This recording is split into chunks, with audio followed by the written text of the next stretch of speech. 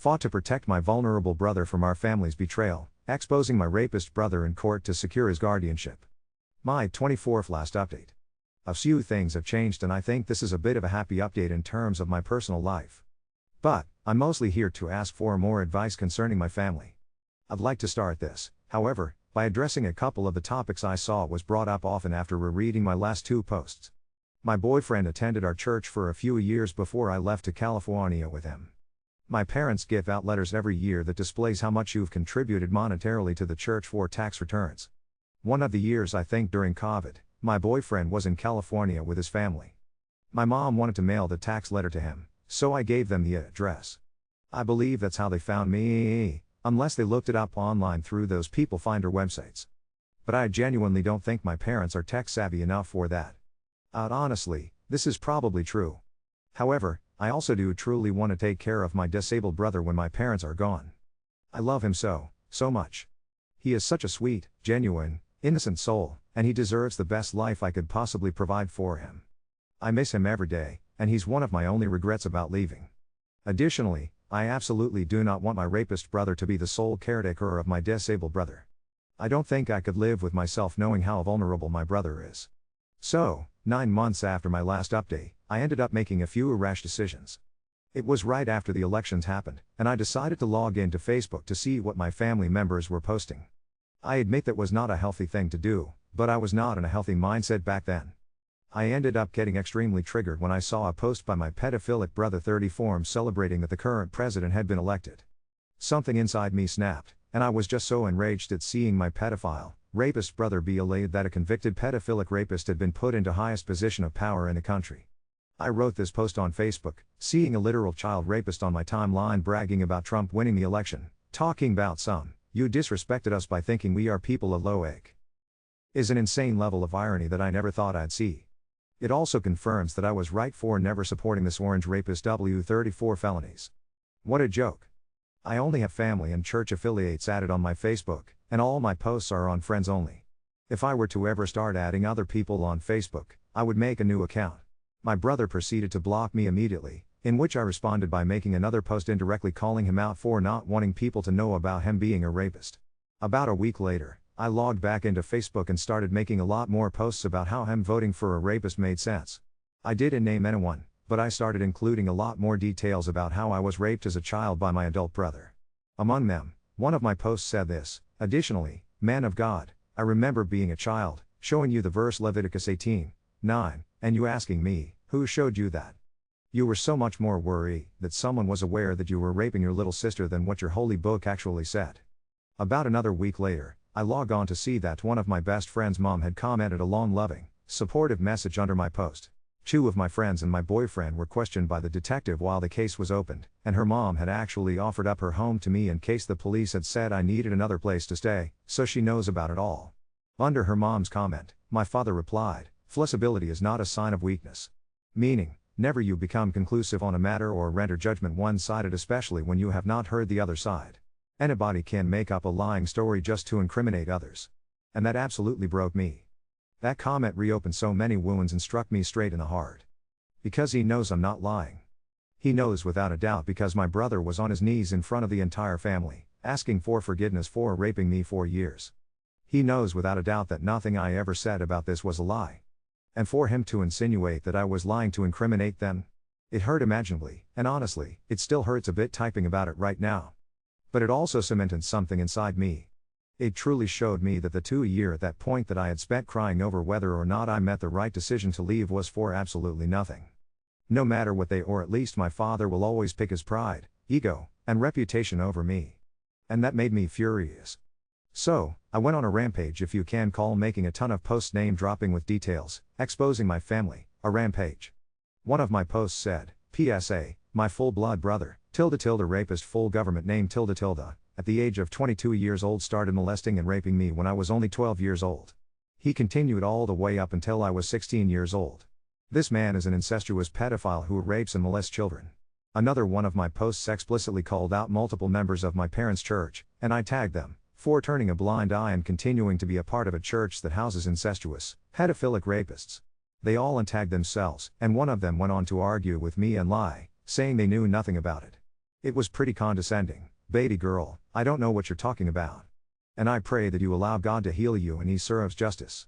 My best friend's mom replied to her, asking if she truly doesn't know anything about this, then why not reach out and ask me about it for the safety of other children. Her response was, "I said what I said." The reason I know she was lying was because my parents had me set up the Ring camera system for church in our house. So the Wednesday after I had fled across the country, back in 2022, I really wanted to know what was being said about me to the church, and I tuned into the church's Ring camera. The Bible study had already ended because of the time difference in everyone, but my family and the family of the commenter had left. My parents had taken her into the back of the church and were in the middle of telling her that I left. They framed it as I had run away with my boyfriend, and they couldn't possibly imagine why after all they had done for us. They lied and told her that I said I wanted nobody to contact me. They also lightly danced around the fact that it was a case against my brother, but nothing came of it. I stopped listening around here because I knew then what story my parents were giving out to everyone, and I didn't want to hear more. To this day, nobody from the church has ever reached out to me. A few months later, I ended up actually posting quite a few screenshots of some of Thief to reading all the comments from my posts where I was asking for advice. I just want to say thank you for all the outpouring of support. To be honest, a part of me was hoping that if my parents saw that thousands of people saw just how wrong their choices were, if they actually saw the world's reaction, maybe they'd finally choose me. But they didn't care. After that realization, I just stopped sharing much about it, except for one little post a few months back about my New Year's resolution to live my best life. I stayed no contact. My mom finally stopped trying to reach out. It's been almost 2 years since the last time she tried to contact me. I won't lie knowing that, it hurts. It's now been 1.5 years since she's last attempted to talk to me, and that makes me feel like she's permanently convinced herself I'm the only one in the wrong. I really don't want that to be true. But I can't control what someone else wants to believe, and that's the reality I wake up with. But here's where my story gets lighter, a happy update. Last time I talked about work, I mentioned having a job I loved. Well, now, I truly have a job that fills me with real joy. It doesn't pay a lot, but I'm working with disabled children and I love it so much. Now that I have a stable job, my boyfriend and I could finally afford our own place together. We just signed a lease and got the keys yesterday. I'm buzzing with excitement. We found a nice 1-bedroom, 1-bathroom apartment about 20 minutes from my work. We already loaded up on cleaning supplies and spent 8 hours yesterday deep cleaning the whole place. Nobody warned me that after dropping money on the first month's rent and security deposit, I'd be choosing between buying a bed or buying enough food for the next few months. That's been a learning curve. I've already started the food stamps application, hoping that'll help very soon. In the meantime, I've got a bed frame, a mattress, and a few necessities all lined up in my Amazon cart just waiting for the money to roll in. Even so, I'm still incredibly excited to be starting this new chapter in our own space. With all this new stability, my mind keeps drifting back to my family, my aging parents and my disabled brother. My dad turns 70 next year, and my mom isn't far behind. During the time I've been no contact, I watched my boyfriend lose both his grandparents. We went to both funerals together, and seeing his grandfather in particular, who was only about 5 years older than my dad, really got in my head. It made me panic a bit, thinking about how much time I might have left. I'm not sure if I want to repair things with my parents, or how far I want to go with that. I really don't know. But what I do know is that, when the time comes, I want to be there for my disabled brother and make sure he's okay. And, realistically, I'm going to have to form some kind of relationship with my parents again to make that possible. We slept on the floor our first night. The whole apartment smelled like pine sol and fresh drywall dust, and we were too tired and too happy to care that our backs would scream at us in the morning. I woke up at 5 a.m. to the AC kicking on like an airplane and my boyfriend breathing into my hair, and I had that floaty moment of, oh, this is ours. We'd scrubbed every cabinet hinge, pried off a wad of old gum from beneath the counter, and celebrated with dollar store ramen and a candle we weren't supposed to light yet because we hadn't figured out whether the smoke alarm is overly dramatic. I was thinking about what shower curtain I wanted. I was thinking about how I would decorate the hallway with art for my kiddos at work. I was not thinking about my mailbox. On day 3, I checked it anyway because our upstairs neighbor said the postal worker likes to shove everything into whichever slot opens first. There was a thin white envelope with my full legal name typed, like someone had traced it from a birth certificate. Return address, Probate Court of Home State/County. I almost laughed because the only other mail I've been getting are Bed Bath & Beyond coupons from the dead and debt collectors who can't seem to grasp that I am not Sharon from apartment 3. I opened it standing in the breezeway with my keys in my mouth. Notice a petition to appoint co-guardian and successor guardian for my brother's full name. Proposed successor, rapist brother's full name. Hearing date. File number. You are an interested party. I didn't drop it because I had already dropped once when I was 12. My hands just started shaking in that ugly, annoying way where you can't get your phone camera to focus to send a picture. There was a checkbox that said I could appear by video. The date was 3 weeks out. It felt like they'd found a way to shove me on my back across 1,000 miles, nose to a popcorn ceiling, again. I sat on our floor with the notice and my laptop and went feral on Google. I called the number on the court letter thinking I'd get a robot menu, and instead this woman with a voice like your favorite aunt said, "Hold on, baby, don't hang up, I can't explain what boxes to check," and that knocked something loose in my chest. She told me to file an objection and request an investigator, and said if I had any safety concerns about the proposed guardian I should write that in plain English and not try to sound like a lawyer. Judges are human, she said. They can't read. I wrote until my knuckles hurt. I put the police report case number on the second line. I attached the screenshot of my father's comment on my friend's mom's Facebook, because if you know, you know. I attached the email from the detective from when the case was open. I attached a screenshot of my brother blocking me immediately after I posted, because I wanted the judge to understand the pattern: hide, deflect, lie. I wrote that my brother is a registered home care provider in our home county and that my brother should not be near vulnerable people, let alone have legal authority over one. Yes, I found him registered. I was shaking so hard I thought I misread it. I didn't. At work the next morning, I told my supervisor the bare bones of what was happening. She took one look at the paper and said, "I'm calling Jesse," and within 2 hours I was on the phone with an attorney from a disability rights org who said the words "I can't take this pro bono," like she was tossing me a life jacket I didn't dare believe belonged to me. That night we borrowed our neighbor's printer and our living room looked like a law office run by raccoons. My boyfriend fed papers into a secondhand scanner for 3 hours while I labeled files Exhibit A, B, C, and tried not to cry on the keyboard. We filed the objection. The court granted the investigator. They scheduled a pre-hearing check-in on Zoom for a Friday at noon. I sat on a milk crate because our chairs still hadn't arrived, blouse on top, pajama shorts on bottom, a ring light made out of a flashlight rubbed under a mixing bowl. My parents were little squares in the corner. He was a square, too. His camera stayed off. My father spoke first, all pomp and breath, about duty and forgiveness, and we are only trying to make arrangements in case of our departure. My attorney said my full name into the record like a shield, asked the judge to order that the proposed successor guardian have no unsupervised contact pending investigation, and waited. The judge looked like somebody's exhausted uncle who has seen too many people lie to his face and couldn't be bothered pretending he hasn't. He said the court would not be appointing a successor guardian that day. He said the court investigator would be visiting the home and speaking to the protected person privately. He said until then, the current guardians, my parents, would remain, but there would be no handoff to anyone else, and any caregiving by other adults must be supervised. He assigned a guardian ad litem. He asked me if I could be available for an interview. I said yes. My mother's square got very still.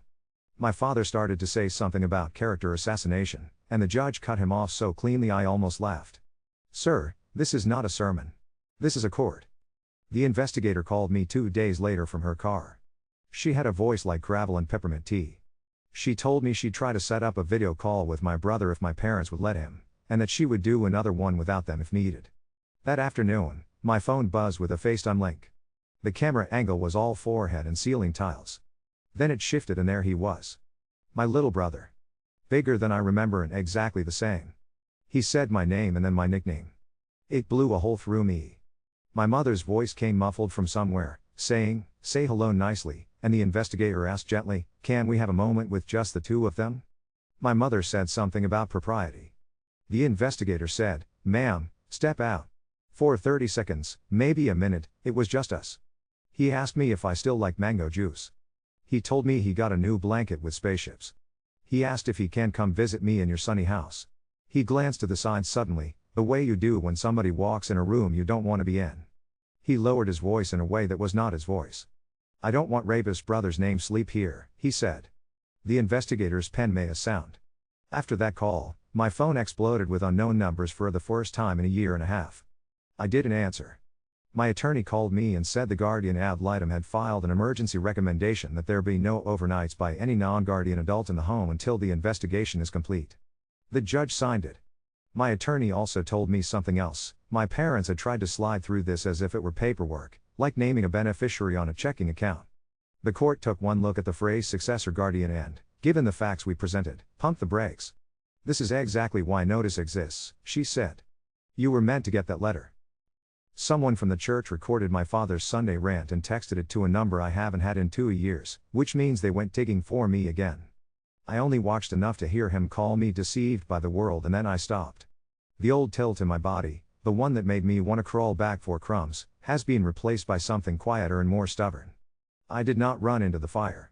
I put on shoes and called the fire department. On the practical side of things, our empty car arrived. We ate something besides toast and canned soup for the first time in a week and I cried in the cereal aisle because I bought blueberries without doing math on my fingers. My coworker gave us a love seat her cousin was getting rid of and it is the ugliest thing I have ever loved. We propped it up on a stack of textbooks because one leg is an inch shorter than the others. Every time you sit down it yells at you. My boyfriend stuck glow-in-the-dark stars on our bedroom ceiling because I said once when we still lived with roommates that I always wanted that as a kid and my mom said no because we are not white. I turned them on the night before the hearing and it felt like I had a sky that belonged to me.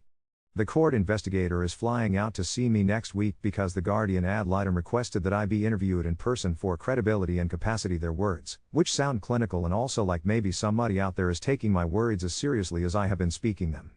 I'm piecing together a plane ticket home for the actual hearing day after that because if I can look a judge in the eyes and say do not leave him with a man who raped me, I'm going to do that. My attorney says if the court does not appoint me as successor now, they can't appoint a neutral professional and note me as preferred if and when I have the stability and resources to take over. She says we can't ask for my contact to be placed in the file so that when anything happens hospitalization, emergency, change in placement the call doesn't go to the man I fear. I don't have a pretty bow to tie this up with. I can say this, I am not crawling back to beg for a seat at a table that poisoned me. I am walking, very deliberately, to the door that was always there, the one labeled, protect him without sacrificing yourself. My dad turns 70 next year. The clock has started to tick louder. For the first time, I feel like I am not the only one who hears it. The investigator showed up at my door with a tote bag and shoes that could outrun a lie. She introduced herself in the hallway while our upstairs neighbor balanced a basket of laundry on her hip and pretended not to listen. I don't know what I expected, maybe a clipboard and pity, but she sat on our ugly, heroic love seat, took one look at the stack of folders I'd color-coded like a maniac, and said, "You came to work." She asked to see my space. I showed her the kitchen with the thrift store pans, the sticker on the fridge that says don't be weird about my snacks, the bedroom with glow-in-the-dark stars and a bed frame that still smelled like cardboard. She asked me straight questions, finances, schedule, backup. I told her the truth. My truth isn't shiny, but it's clean. I told her about my job and my supervisor and how the women in my life are becoming scaffolding. I told her I cannot go back to my parents' house. I told her I would find a way to make a life for my brother when it's time without setting myself on fire first. She nodded like she was measuring the weight of it. On her way out she tapped the arm of the love seat and said, "That thing is going to outlive all of us." It creaked in protest and we both laughed, just once, like we were shaking dust out of our throats. 2 days later, the Guardian ad litem emailed me a draft report with my name blocked out everywhere but the salutation, and even with the black bars I could feel the spine of it. It included my little brother's sentence verbatim. It included that my parents resisted a private conversation, and that resistance was concerning. It mentioned a credible allegation of sexual abuse by the proposed successor and I had to sit down because there it was, in the language of the state, the thing I have been yelling my whole life. Adult Protective Services called next, not ominous, just businesslike. "We received a cross report," she said. "We'll be doing an unannounced home visit." My stomach turned. I texted my attorney, who sent back a thumbs up and a sun emoji like, "Let there be light." That night my boyfriend and I spent an hour on the floor trying to teach his Thai how to be a Thai. He YouTubed a 17-year-old in a tux explaining the Trinity not like he was giving a TED talk. We gave up and I ironed his one good shirt while he read me the parts of the state guardianship code that make normal people sleepy. I wore the only blazer I own. I bought it for a group presentation in sophomore year, when I thought adulthood was color-coding your Google Slides. I did end up flying home for the hearing. The plane felt like a long metal throat. I clutched my folder and pretended turbulence is just the sky clearing its throat. We stayed in a motel with a bedspread patterned like confetti and a sign in the lobby that said no parties, which made me laugh because I have never been less of a party in my life. I did not drive past my street. I didn't even look at the exit sign. The courthouse smelled like lemon cleaner and old carpet. My parents were on one bench. My mother looked smaller. My father sat like he thought the bench should be honored. The rapist brother paced, then pretended he wasn't pacing when he saw me. He wore a shirt I remembered hating. The bailiff told everyone to sit, and for the first time since I was 12, our room I was in felt like it belonged to rules that were not made by my father. The judge asked simple questions in a simple voice. The guardian ad litem spoke first. She sounded like a woman who had set down a lot of chairs and church basements and was tired but not sloppy. She said my brother's name and then protected person and then fearful of overnight visits by the proposed successor. My parents' attorney tried to turn it into a parable about forgiveness, and the judge raised one eyebrow and said, "Counsel, I'm not here about forgiveness. I'm here about guardianship." My attorney said my full name like a lighthouse and put the police report number on the record. She gave the judge copies of the text from the FaceTime call transcription. She gave him a printout from the registries. She didn't rush. She let the words do their own breathing. When it was my turn, my legs remembered every time I've walked into a room I wasn't supposed to be in and stayed anyway. I told the judge who I am. I told him what was done to me and by whom. I told him what my little brother whispered. I looked at the man who hurt me, and I said his name without choking on it, and talked about blueberries and spaceship blankets and mango juice. I did not cry until I sat down. Then I cried into my boyfriend's sleeve and thought, if I can cry in front of 100 strangers on a bus, I can't cry in a building filled with people whose job it is to witness. The judge took a long pause. He leaned back like he was trying to find a place in his own brain that still believed in cause and effect. He ruled. No appointment of the proposed successor. He ordered that my parents provide the court with the names of 2 alternate successors with no substantiated or credible allegations of abuse, to be vetted. He appointed a temporary professional co-guardian to act as standby and monitor services. He barred the rapist brother from any overnight presence in the protected person's home and from unsupervised contact. He ordered unannounced home visits and a compliance plan. He referred the matter for a rep payee audit. He said my name again and directed that I be added as an emergency contact and notified of all major events and hearings. It felt like someone shoved a window open in a room I didn't even know had glass. We went down to the cafeteria afterward and I watched my parents leave like the ending of a movie everyone else liked more than me. The guardian ad litem caught my eye and nodded at the far table. My little brother was there with a staffer, nursing a chocolate milk like it held secrets. He saw me and did that little full-body flinch of joy, like a fish when sunlight hits a tank. We had 15 minutes. He told me his day program has a turtle. I told him I found glow-in-the-dark stars that are shaped like rockets. He asked if the judge is my boss. I said, today, kind of. He laughed a lot at nothing, which is my favorite thing that he does. When it was time to go, he pressed something into my palm. A sticker of a planet, with a ring. "For your ceiling," he said, but whisper, "not for mom." My chest ached like a pulled muscle. I put it in my wallet. The rapist brother was waiting outside by the railing. He didn't come close. He said, "You did all this to make me look bad." I said, "You did all this." The bailiff watched him like you'd watch a dog near a playground. He left. I unclenched my hands and there were half moons in my skin from my own nails. Apps went to my parents' house 2 days after the hearing. I know because a woman from church I haven't heard from since 2022 sent me a 2-sentence email to the old address my attorney put in the file. They came. "Your dad was loud. Your mom cried. He was told to leave before sundown or the police would be called if he tried to stay the night." I didn't write back. There isn't anything to say except okay and I know. On the flight back, the plane took off into a sky that looked like it had been ironed. I laid my forehead on the window and watched a patchwork of neighborhood shrink until all the baseball fields were the same size as the pools. When we landed, our downstairs neighbor had left a potted basil on our doorstep with a note that said, "For sauce." I clipped leaves with kindergarten scissors and we ate pasta that tasted like showing up. Work is still work.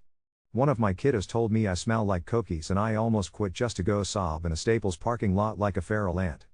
My supervisor pulled me into the office and said she can give me an extra paid hour a week to call my brother during the day so I don't have to choose between clocking out and being his sister.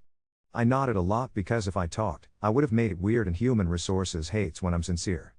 The registry put my rapist brother's provider status under review. It's a small sentence on a large webpage and I took a screenshot like I was photographing a wild animal. I didn't look at his social media. I am not feeding his mouth with my eyes anymore. Last night the love seat finally surrendered. It made a sound like a tuba falling down the stairs and one back leg gave up on the concept of weight. We sat on the floor and ate ice pops and watched a show about British people renovating houses that looked like biscuits. I stuck the planet sticker on the ceiling above my pillow and turned the lights off. It glowed a little. Not much. Just enough to prove itself. The court set a review hearing in 90 days. The temporary co-guardian wants to set up twice a month, FaceTimes, and one in-person visit at the day program next time I'm home. The judge wrote my phone number into a space on a form I've never seen before. It felt ordinary. It felt like a miracle. I took a screenshot of that, too, and then I stopped taking screenshots and just sat there with my hand still for once. I don't know what my parents are telling people now. I don't know what my father preaches when he looks out into a room that shrinks over time. I do know my brother slept at home without fear of that man crossing the threshold last night. I do know I called him this afternoon and he asked if California has turtles or only lizards, and I said, we have both, and someday you can come see. I meant it in the way that matters. Not as a wish. As a plan. The basil on our windowsill is trying to become a tree. Our neighbor swears it's because I sing to it when I do dishes, which is slander, because what I do is hum in self-defense when the faucet screams like a haunted kettle. Either way, it is thriving. We cut it into the sauce that first night the ACE died, and we ate lukewarm pasta on the floor in shorts while the box fan gave us both matching hairdos. It felt like living inside a blow dryer. It also felt like a life. 2 days after I got back from the hearing, the registry page changed. Wonder Review turned into an active pending investigation. It wasn't fireworks. It was a webpage quietly stepping back. I refreshed it 5 times because apparently I have trust issues with pixels. My attorney sent me a 2-word email, it holds. I exhaled in a way that made my ribs creak. The temporary co-guardian called me from a parking lot with a baby screaming in the background, which somehow made me like her more. She said she'd met my brother at the day program and he'd wrapped himself in a spaceship blanket like a burrito, and asked if she knows my sister who has the sunny house. She said they were planning a summer family day with a barbecue and adaptive games and would I like to attend. She said the program had already flagged the order in their system. She said there'd be security and wristbands and a sign-in sheet that bites. I want you to come if you want to come, she said. I don't want the worst people in your life to be the only ones with a chair at his table. I put the phone down and braced my hands on the counter. The basil smelled like the word green. I said yes. The week before Family Day, the investigator sent her final report. It read like someone had shaken the dust out of a rug and nailed it back down. Resistance to private interaction continues, credible fear expressed by the protected person, risk of proposed successor were appointed. She recommended caregiver training for my parents and a supported decision-making plan with visual cues for my brother because he does better when he can point. I sat on the floor with a highlighter like I was studying for an exam whose questions were my life. My boyfriend read over my shoulder and kissed that spot at the back of my jaw where my headaches begin and said, "You make paperwork look brave." We flew back for Family Day on a Thursday because the tickets were cheaper. The motel this time had a carpet that could tell stories and a tiny pool shaped like a comma. I didn't sleep much. My body remembers geography even when my brain is playing pretend. The day program is in a beige building with a mural on one side that's trying really hard to be cheerful. The parking lot had a bounce house and a speaker playing early 2000s hits like someone's aunt had taken over the aux. A woman at a folding table wrote our names on stickers and handed us wristbands. She checked a list, then checked it again. "You're on here as emergency contact," she said, tapping my sticker with her pen like a blessing. My brother saw me from across the lot and made that noise he makes, part laugh, part shout, part bird. He wore a hat with sharks on it. He rammed into me with his whole heart and nearly knocked me down. He smelled like sunscreen and ketchup. He pressed his hand to my face like he was trying to memorize me by touch. "You have stars?" he asked, whispering like it was a conspiracy. I told him I do, and that I mailed him a rocket projector that makes the ceiling swim. He gasped like I'd told him dinosaurs are real and renting. The staffer with him, white hair, soft eyes, hands like she'd folded a lot of laundry, stood back and smiled like she was tired in the way that means you did a good job. My parents came. Of course they did. My mother wore a floral skirt I recognized from 100 Sundays. My father wore self-importance, like cologne. The rapist brother arrived late, because of course he did, and headed for the folding tables like the court order was decorative. A staff member in a polo intercepted him with one hand up. They spoke quietly at first. Then not quietly. "Sir, you are not cleared for unsupervised contact," the staffer said, louder. The temporary co-guardian appeared like a storm in flats. She had a folder under her arm and the kind of face that says, "Please try me today." She pointed to the laminated copy of the order she'd clipped to a clipboard and watched his mouth move and did not move hers. Security drifted it over like geese. My father puffed up, voice slipping into pulpit mode, and the co-guardian said into her walkie, without looking at him, "Have him escorted to the front if he cannot comply." He complied. He stood at the edge like a boy who had been told to stand against the wall at recess. My brother looked over once, then looked back at me, like his eyes, and decided to stop being a funhouse. We played cornhole. My brother threw a beanbag so hard it bounced and knocked over a paper cup pyramid the next table over. A man with an oxygen tank laughed until he coughed and gave us a thumbs up. A mom with a baby on her hip asked me where I got the rocket projector, and I spelled out the brand for her like a kindergarten teacher. A volunteer handed out popsicles from a cooler that was too small and too loved. My brother wiped grape on my sleeve and apologized like he'd done a felony. I told him it's okay to be purple sometimes. There was a moment, just one, where my mother drifted into my orbit. We were at the napkin station. She reached for the stack at the same time I did, and our fingers didn't touch in a way that was so deliberate it felt like a touch. She said, without looking at me, "You look healthy." I said, without looking at her, "He looked happy." We both nodded like we'd passed a stranger on a bus. At the 9th Day review, the judge's tie looked like a cheerful mistake. He read from the Gal report and the investigator's addendum, and nobody dared sermonize this time. My parents produced 2 alternates, both church acquaintances I hadn't heard of since I left. One had already sent the court a letter politely declining, citing complex family dynamics. The other had not completed the background paperwork. The judge did the thing where he doesn't sigh but you can hear it anyway.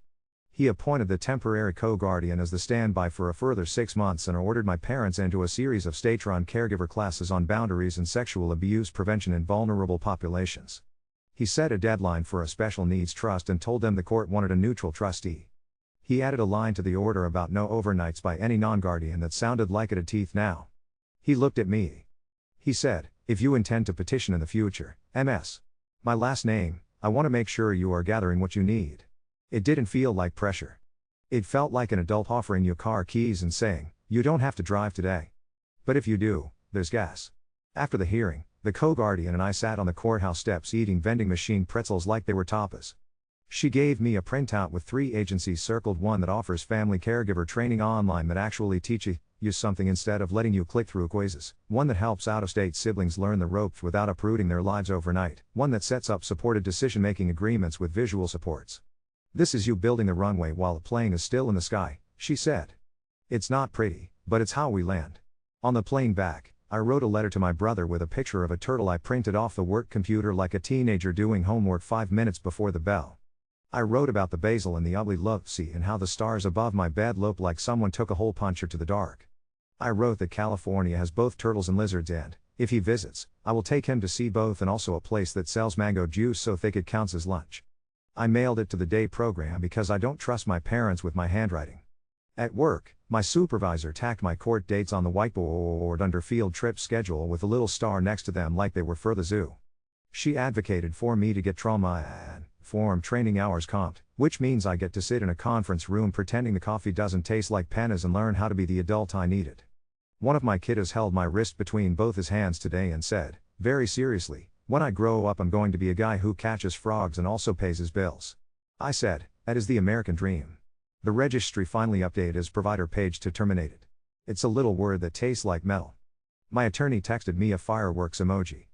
I put my phone face down and looked at the ceiling until my eyes stopped feeling hot. Notifications from old church numbers popped for 2 days after that like a pan of popcorn, unknown 555s, I used to know by heart. I didn't answer. I deleted voicemails without listening. Whatever sermon they're selling, I already broke that bread and it turned to dust in my mouth. The day program staffer sent me a picture message the next week, my brother under a galaxy of green dots, his new projector washing his ceiling in jellyfish light. He was grinning with his whole face, the way he does when he can't decide whether to laugh or clap, so he does both and also vibrates slightly. She wrote, "We do stars every night now." He says it's his sunny house inside. I went to the bathroom to cry because public displays of emotion are punished in my DNA and I am trying to unlearn that without traumatizing the paper towel dispenser. Our love seat gave its final sermon. It leaned forward, like it had decided to become a recliner and then just did. The downstairs neighbor posted, "If you can haul it, it's yours" post on Facebook, and a guy in a pickup asked in the comments if it smells like smoke or cats. I typed, "It smells like perseverance." He did not come. We found a couch on a curb and carried it home like a dead walrus. We disinfected it until it forgot who it used to be. It is beige and a little judgmental. We like it. The temporary co-guardian called to set up our first in-person visit at the day program without my parents present. She said they've been attending the classes. She said my father has opinions. She said the instructor handed out a pamphlet that uses the word consent 6 times on the first page and then watched him read it like it was in Greek. She said my mother cried in the parking lot and then went back in. I don't know what to do with that. I am filing it under information I will not know on at 2 a.m. We went. We sat in a room with a laminated schedule and a speech board with pictures of juice and bathroom and happy and mad. We drew rockets and chalk on the back patio and my brother tried to draw California and it came out like a question mark. He told me, out of nowhere, I had a bad dream but it's outside now, and I said, good. Let the trash truck get it. He asked if I can come for his birthday. I said yes before my brain did math. I will move money and make it work and we will have a cake that tastes like sugar and spite.